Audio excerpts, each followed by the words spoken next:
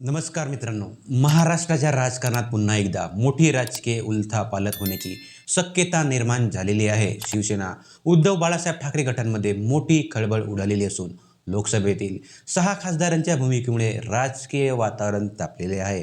ठाकरे गटांकडून संसदीय दलाची बैठक बोलवण्यात आलेली होती. या बैठकीत सर्व खासदारांना उपस्थित राहण्याचा व्हीप जाहीर करण्यात आलेला होता. ही बैठक म्हणजे खासदारांची निष्ठा तपासणारी लिटमस टेस्ट मानली जात होती. पण धक्कादायक म्हणजे लोकसभेतील 9 खासदारांपैकी फक्त 3 खासदार बैठकीला उपस्थित होते आणि चर्चेत असलेले 6 खासदार गैरहजर राहिले. यामुळे महाराष्ट्राच्या राजकारणात एकच प्रश्न उपस्थित झालेला, ऑपरेशन टायगर 2.0 यशस्वी झालं का?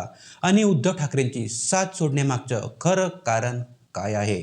आजच्या व्हिडिओमध्ये जाणून घेऊया संपूर्ण राजकीय घडामोडी. नमस्कार मित्रांनो, मी गंगाधर तितिरमारे.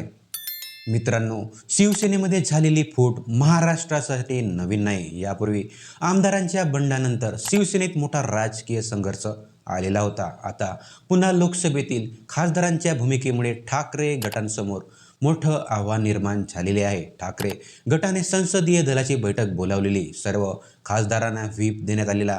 पक्षांच्या दृष्टीने हे बैठक अत्यंत महत्त्वाची होती. पण कारण कोण खासदार पक्षासोबत आहे आणि कोण नाही हे स्पष्ट होणार होतं. मात्र बैठकीत अनुपस्थित राहिलेल्या खासदारांमुळे राजकीय चर्चांना वेग आलेला. चर्चेत असलेल्या खासदारांची नावे संजय जाधव, संजय देशमुख, नागेश पाटील आष्टीकर आणि ओमराज निंबाळकर, भाऊसाहेब वाकचौरे, संजय दिना पाटील या 6 खासदारांच्या भूमिकेकडे आता संपूर्ण महाराष्ट्राचे लक्ष लागलेले आहे. या खासदारांची नेमकी भूमिका कोणती घेतलेली आहे यावर राजकीय वर्तुळात वेगवेगळे अंदाज व्यक्त केलेले जात आहे. आता सर्वात महत्त्वाचा मोठा प्रश्न म्हणजे या खासदारांनी उद्धव ठाकरेंची साथ का सोडलेली? याबाबत सूत्रांच्या माहितीनुसार काही महत्त्वाचे मुद्दे समोर आलेले आहेत. बंडखोर खासदारांनी मंजूर केलेल्या ठरावात पक्षाच्या भविष्यातील दिशेबाबत चिंता व्यक्त करण्यात आल्याचं सांगितलेले जात आहे. काही खासदारांनी असा दावा केल्याची चर्चा आहे की शिवसेना बाळासाहेब ठाकरे यांच्या मूळ हिंदुत्वाच्या विचारसरणीपासून दूर गेलेली आहे. तसेच काँग्रेससोबतच्या वाढत्या जवळकीमुळे भविष्यात पक्षाच्या भूमिकेबाबत प्रश्न निर्माण होऊ शकतात. या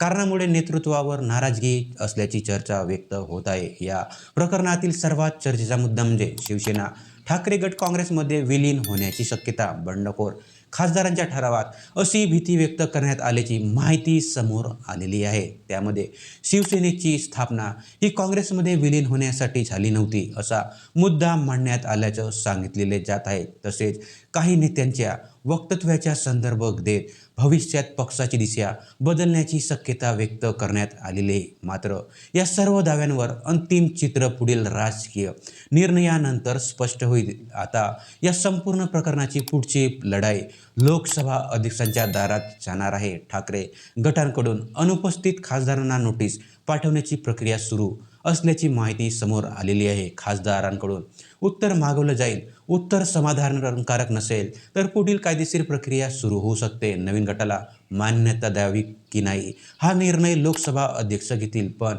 त्यामुळे आता सर्वांच्या नजरा लोकसभा अध्यक्षांच्या निर्णयाकडे लागलेल्या आहेत. दरम्यान या राजकीय घडामोडींच्या पार्श्वभूमीवर काही खासदारांच्या सुरक्षेत वाढ करण्यात आल्याची माहिती समोर आलेली आहे. कायदा आणि सुव्यवस्थेचा प्रश्न निर्माण होऊ नये म्हणून पोलिसांकडून खबरदारी घेतली जात असल्याचं सांगितलेले जात आहे. मुंबईतील खासदार संजय दिना पाटील यांच्या घराबाहेरही सुरक्षा वाढवल्याची माहिती समोर आलेली आहे. तर मित्रांनो, ऑपरेशन टायगर 2.0ने महाराष्ट्राच्या राजकारणात पुन्हा एकदा खळबळ उडवून दिलेली आहे. 6 खासदारांची भूमिका, ठाकरे गटांची पुढची रणनीती आणि लोकसभा अध्यक्षांचा निर्णय या 3 गोष्टी महाराष्ट्राच्या राजकारणाची पुढची दिशा ठरणारे यामध्ये होत आहे.